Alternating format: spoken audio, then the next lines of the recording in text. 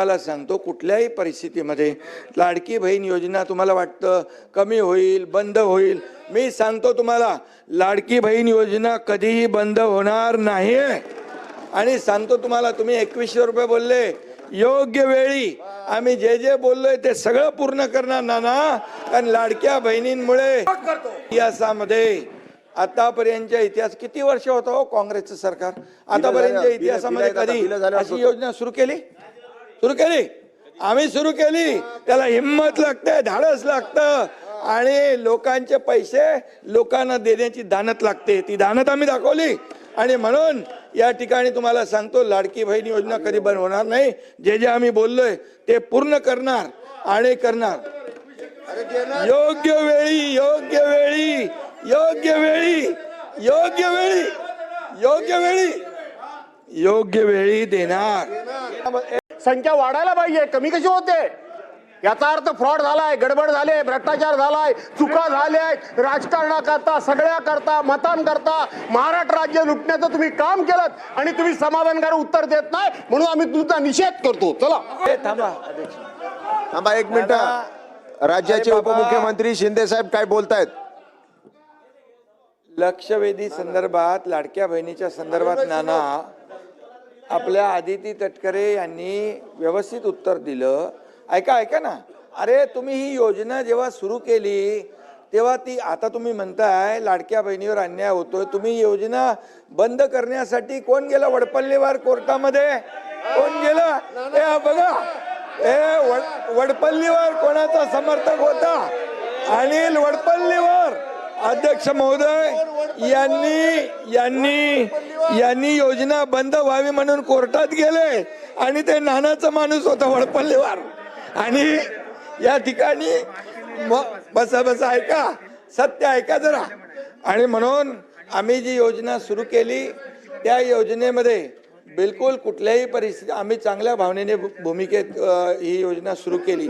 त्यावेळेस तुम्हाला वाटलं हे फक्त निवडणुकीपुरती घोषणा आहे, तुम्ही चुनावी जुमला म्हणाले नाना, तुम्ही म्हणाले ही फसवी घोषणा आहे, तुम्ही एवढ्यावर थांबले नाही, तुम्ही हायकोर्टात पाठवलं, हायकोर्टाने पण एक चपराक दिली, त्याला पाठवून दिलं परत। आणि तरी सुद्धा आम्ही या ठिकाणी त्या लाडक्या बहीण योजनेचे पैसे नाना जमा केले त्याच्यामध्ये।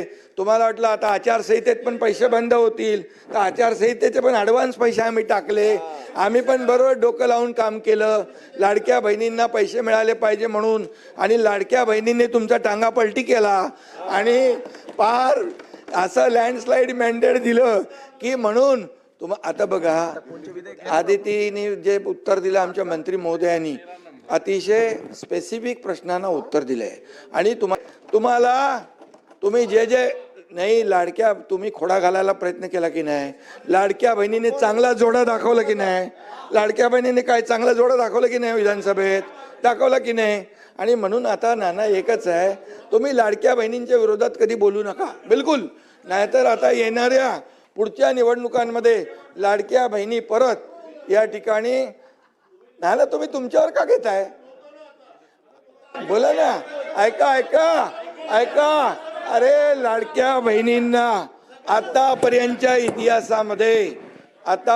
इतिहास किती वर्ष होतं हो काँग्रेसचं सरकार, आतापर्यंतच्या इतिहासामध्ये कधी अशी योजना सुरू केली? आम्ही सुरू केली। त्याला हिम्मत लागते, धाडस लागतं आणि लोकांचे पैसे लोकांना देण्याची दानत लागते, ती दानत आम्ही दाखवली। आणि म्हणून या ठिकाणी तुम्हाला सांगतो लाडकी बहीण योजना कधी बंद होणार नाही, जे जे आम्ही बोललोय ते पूर्ण करणार आणि करणार। योग्य वेळी योग्य वेळी योग्य वेळी योग्य वेळी योग्य वेळी योग्य वेळी देणार। माध्यम लाभार्थ्यांसाठी उपलब्ध करून दिले होते आणि म्हणून त्याच्यामध्ये ॲप आणि पोर्टल हे दोन्हीही प्लॅटफॉर्म्स आहेत।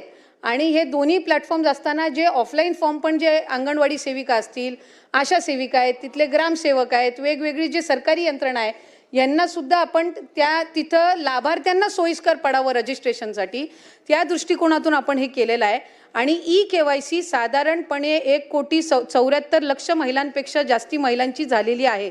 हे मी ऑन रेकॉर्ड आपल्याला इथे सांगत आहे। 31 डिसेंबरपर्यंत त्याची मुदत आहे आणि त्याच्यामुळे कुठेही या संदर्भामध्ये रजिस्ट्रेशन करत असताना वेगवेगळे प्लॅटफॉर्म्स आपण त्यांच्यासाठी रजिस्ट्रेशनसाठी उपलब्ध करून देत असताना कुठल्याही लाभार्थ्यांच्या आकडेवारीची कुठल्याही गोष्टीची इथं गडबड किंवा कुठल्याही पद्धतीचे याच्यामध्ये दुर्लक्ष झालेलं नाही. ठीक आहे. सन्मान्य सदस्य हारून खान.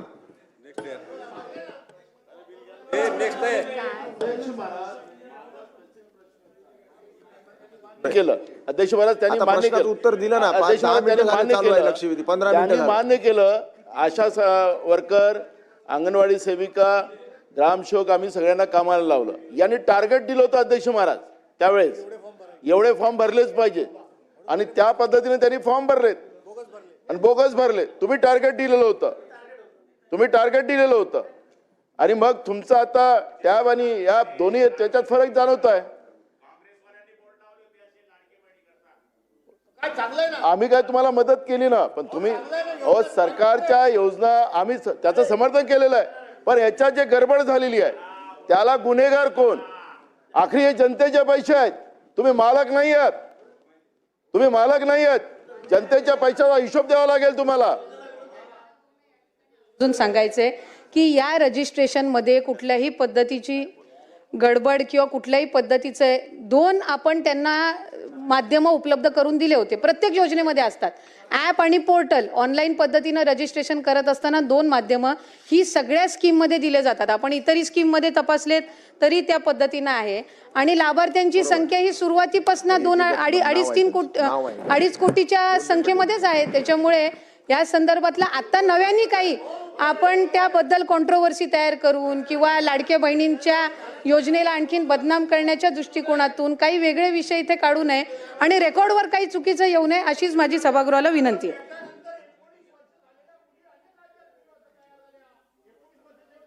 आहे.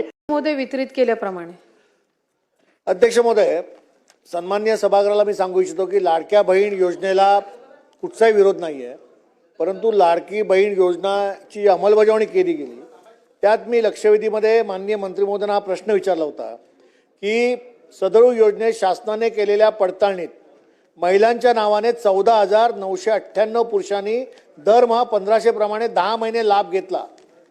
त्यांच्यावरती काय कारवाई झाली? महिलांच्या योजनेसाठी पुरुषांनी कसा काय डल्ला मारला? सदर योजनेमध्ये 14,998 पुरुषांची नावे कोणी घुसवली आणि त्याची पडताळणी न करता शासनाने चौकशी का केली नाही? दुसरं म्हणजे 8,000 बोगस लाभार्थी जे आहेत ते कोण आहेत?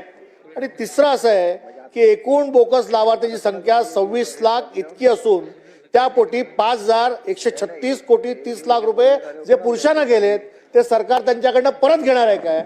आणि मंत्री महोदय, माझ्याकडे जे आकडे असतील ते मी आपल्याला सांगतो, मला करेक्ट करा की या सगळ्या याच्यामध्ये पुण्यामध्ये जवळजवळ 2,04,000 बोगस लाभार्थी सापडले. ठाण्यामध्ये 1,35,300 बोगस लाभार्थी सापडलेत. अहिल्यानगरमध्ये 1,25,756 बोगस लाभार्थी सापडलेत. नाशिकमध्ये 1,86,800 बोगस लाभार्थी सापडलेत. संभाजीनगरमध्ये 1,04,700 बोगस लाभार्थी सापडले. तिकडे कोल्हापूरमध्ये 1,14,000 बोगस लाभार्थी सापडले. मुंबई उपनगरामध्ये 1,13,000 बोगस लाभार्थी सापडले आहेत. नागपूरमध्ये 95,500 बोगस लाभार्थी सापडलेत. रायगडमध्ये मंत्री महोदय 63,000 बोगस लाभार्थी आहेत आणि बीडमध्ये 71,000 आहेत आणि लातूरमध्ये 59,000 आहेत. माझी मागणी एवढीच आहे की लाडकी बहीण योजनेअंतर्गत 5,136 कोटी 30 लाख रुपयाचा आर्थिक घोटाळा झालाय. तो घोटाळा ज्यांनी केलाय त्याच्यावरती कारवाई काय करणार आहेत?